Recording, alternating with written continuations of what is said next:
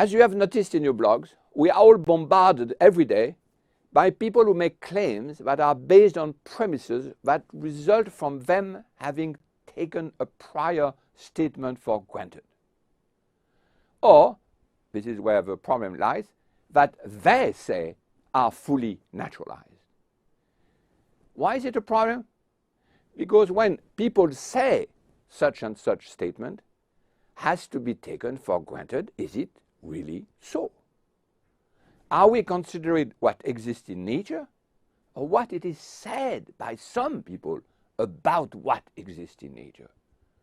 In other words, is it a statement or a fact?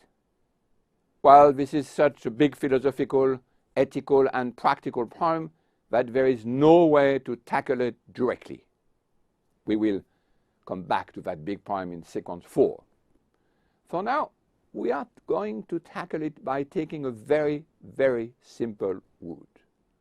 We will use nothing more complicated than quotation marks. There is the joke that you may easily recognize someone from the humanities because they constantly make these gestures with both hands, the semaphore square quotes. Well, you should not be scared, nor should you spare quotation marks. Quotations are a great way to protect a statement against too quick a naturalization. That is a great instrument of critique. It's a great tool of the humanities, and it's precisely by using them a lot that we make ourselves human and scientific. And once you have learned when and where you multiply them, then you will understand why, when you remove them, it's for good.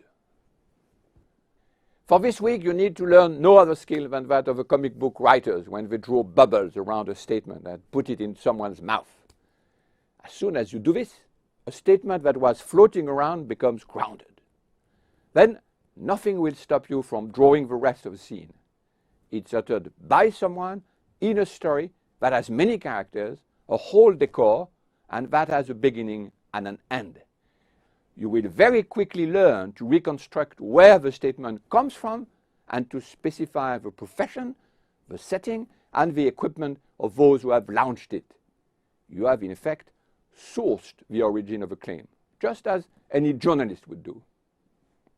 But then you will soon realize this is going to lead you much further. First, you will be led step by step to different types of media. If you have started with a post in a blog, you might have been referred to a newspaper, and from them to a report, from which most probably you will be pointed toward what is called the scientific literature. If there is no path leading you from trace to trace along such a paper trail, chances are you are dealing with one of those rumors that can be neither proved or disproved. Abandon it. It's probably just someone's opinion. There is no way to build any cognitive track around that one.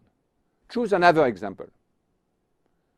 But once you reach a more esoteric document, don't panic. There is no way to get used to scientific humanities without learning how to find your way through scientific literature. It's the most interesting part of your trip, because from the literature you will be led first to laboratories and research centers, and from there to the experimental scenes that form the most fascinating and convincing part of the paper you have chosen as the source of your little inquiry. So, starting from a floating statement, you will have come to the flesh and bone of scientific practice. The idea of this sequence is that you will respect the certainty of a claim much better once you have become acquainted with how it's produced.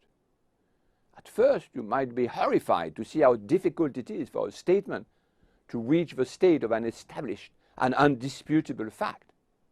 So many intermediary steps, so many precautions to take, so many people involved in discussing it, so much money to spend, so many instruments to assemble.